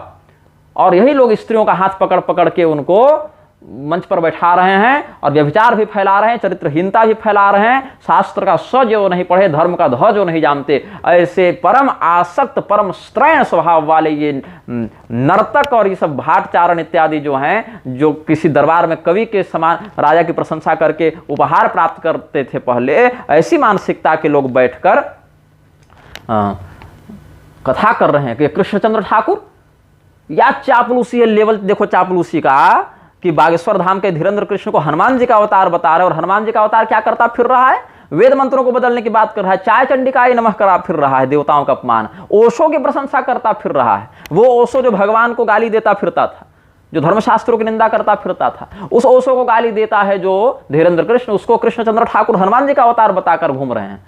ये चापलूसी का स्तर, मतलब निर्लज्जता भी निर्लज्जता के कारण डूब के मर जाए, ये स्थिति हो गई है। यहां तो रामभद्राचार्य से शास्त्रार्थ करो, कुछ लोग कहते हैं क्या शास्त्रार्थ करें उस व्यक्ति से? वो व्यक्ति अभी स्वयं शास्त्र पढ़े, पहले योग्यता से अपने चित्त को निर्मल करे और धर्मशास्त्रों के पहले प्रामाणिक बुद्धि से युक्त होकर उसको मानना क्या है। जब राम मंदिर के विषय में बात होती है तो पुराण उसके लिए प्रमाण हो जाते हैं, और जब हम सीता त्याग का प्रमाण देते हैं पुराणों से तो कहता है कि हम पुराणों को प्रमाण नहीं मानते, स्रोत प्रमाण मानते हैं। बागेश्वर धाम का धीरेन्द्र कहता है कि पूर्ण ज्ञानी कोई नहीं हो सकता, लेकिन उसका गुरु पूर्ण ज्ञानी है, क्योंकि ऋग्वेद से हनुमान चालीसा तक उससे कंठ में है, कुछ कंठ में नहीं है। यह सब मीडिया मार्केटिंग का बहाना है। कोई भी कुशाग्र है गिरधर मिश्र का माथा, ये हम मानते हैं, कुशाग्र व्यक्ति है, स्मरण शक्ति अच्छी है, क्योंकि नेत्र नहीं दिए भगवान ने किसी पाप के कारण, तो ऐसे व्यक्तियों में क्या होता है, किसी और अंग से सुनकर ज्ञान प्राप्त करने की कला बढ़ जाती है। क्योंकि आंख से डाटा आ नहीं रहा है तो मेमोरी खाली हो गई, तो कान से जो सुना सो याद रह गया। ये श्रुतिधर बात हो जाती है उन लोगों के साथ।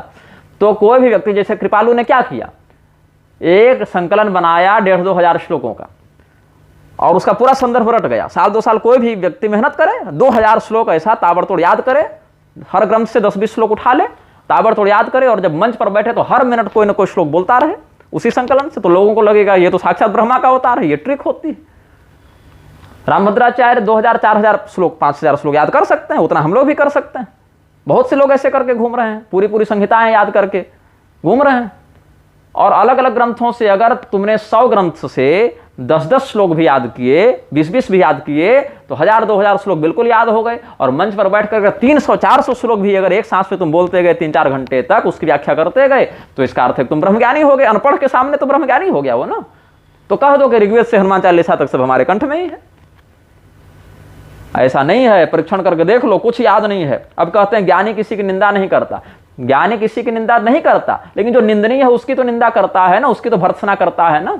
विदुर जी ने दुर्योधन के अधर्म की निंदा नहीं की, अंगद जी ने रावण के सामने उसके अधर्म की निंदा नहीं की, क्योंकि वो निंदनीय था, इसीलिए उसकी निंदा हुई। धर्मशास्त्र की वर्णाश्रमोचित मर्यादा को नष्ट करके जो लोग अपने आप को आगे बढ़ाना चाहते हैं, क्या वो निंदनीय नहीं है? जब रामभद्राचार्य कहता है कि सब हिंदुओं से रोटी बेटी कराऊंगा, तो ये राजेंद्र दास को नहीं सुबुद्धि होती है कि जाकर उसका विरोध करें? उसको तो सार्वभौम वैष्णव जगत गुरु बनाकर घूम रहे हैं। और ये नालायक धीरेन्द्र कहता है कि भगवान ने नर बनने की भूल की, नारायण ने नर बनने की भूल की। ये धर्म सिखाएंगे, ये भगवान को जान रहे हैं कि भगवान भूलवश मनुष्य बनते हैं। और हनुमान जी स्वयं भागवत महापुराण में कह रहे हैं कि मर्त्यावतारस्त्य मर्त्य शिक्षण वृक्षोवधा ये वन केवलं विभो, कि प्रभु आप मनुष्य बनते हैं मनुष्यों को शिक्षा देने के लिए, और इस मूर्ख को लगता है कि भगवान नर बनकर भूल कर रहे हैं। बात ऐसी है, गाय अगर लात भी मारे ना तो उसको प्रणाम ही किया जाता है, और कुत्ता चाटे भी तो भी उसको अपवित्र ही कहा जाता है। ऐसे ही धर्मशास्त्र के प्रति निष्ठा रखने वाला व्यक्ति अगर तुम्हें डांट भी रहा है, तुम्हें समझाने के लिए, अगर वो तुम्हारे अधर्म को दिखाने के लिए, तुम्हें सुधारने के लिए अगर कटु भाषा का प्रयोग भी कर रहा है, तो भी वह तुम्हारे लिए पूज्य ही है।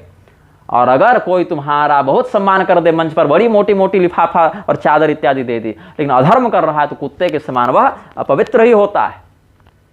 प्रत्यक्ष रूप से जो वर्णाश्रम को मटियामेट करने के लिए तैयार हैं, ऐसे लोगों पर ध्यान नहीं जा रहा है इन लोगों का। ऐसे लोगों को संत बता रहे हैं, जगत गुरु बता रहे हैं, महामंडलेश्वर बता रहे हैं। तुम्हारे इसी बाजार के विरुद्ध हम खड़े थे, खड़े हैं और खड़े रहेंगे।